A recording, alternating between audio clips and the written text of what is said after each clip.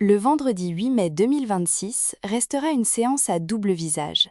Le CAC 40 a terminé en baisse de 1,08% à 8032 points, plombé par Thales, Hermès et BNP Paribas.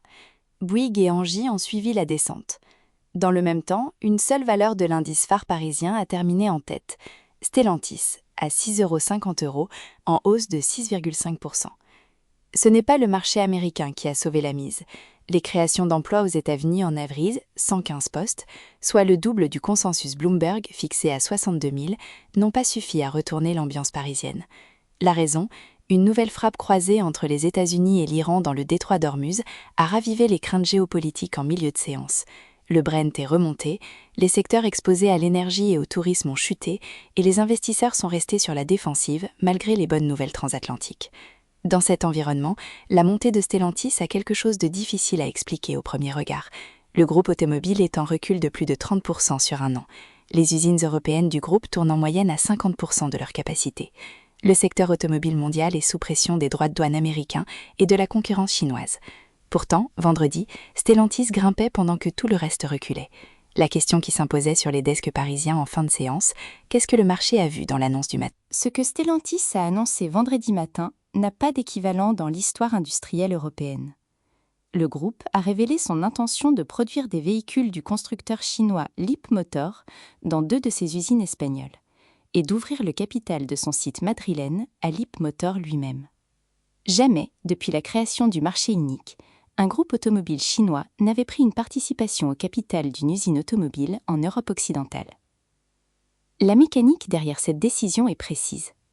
Les droits de douane européens sur les véhicules électriques importés de Chine atteignent désormais des niveaux prohibitifs. En produisant en Espagne sous pavillon Stellantis, Leapmotor contourne la barrière tarifaire et accède au marché européen comme un constructeur local. Stellantis, de son côté, remplit des lignes de production qui fonctionnent à moitié vides, un problème structurel qui pesait sur ses marges depuis 2 ans. L'accord va plus loin. Opel, marque du groupe Stellantis, co-développera avec Leapmotor un SUV de segment C qui sera produit à Saragosse à partir de 2028.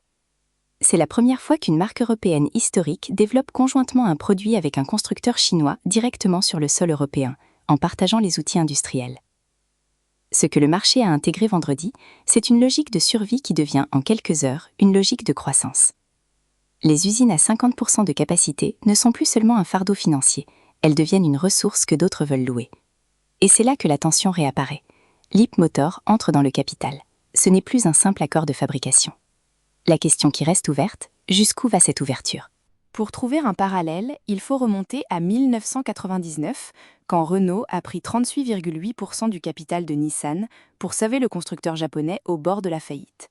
À l'époque, la logique allait d'ouest en est. Un constructeur occidental entrait dans une marque asiatique en difficulté. En 2026, le mouvement s'inverse. C'est un acteur asiatique qui prend pied dans l'actif industriel d'un groupe européen en difficulté.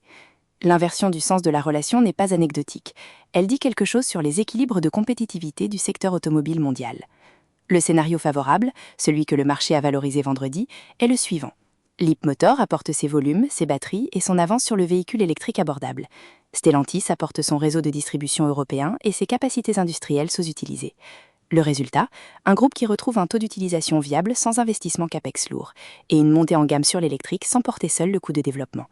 L'Investor Day de Détroit, prévu le 21 mai, devrait préciser les contours financiers de cet accord. Le scénario de rupture, moins visible mais présent dans les couloirs, porte sur la gouvernance. Leapmotor au capital d'une usine espagnole, c'est un précédent.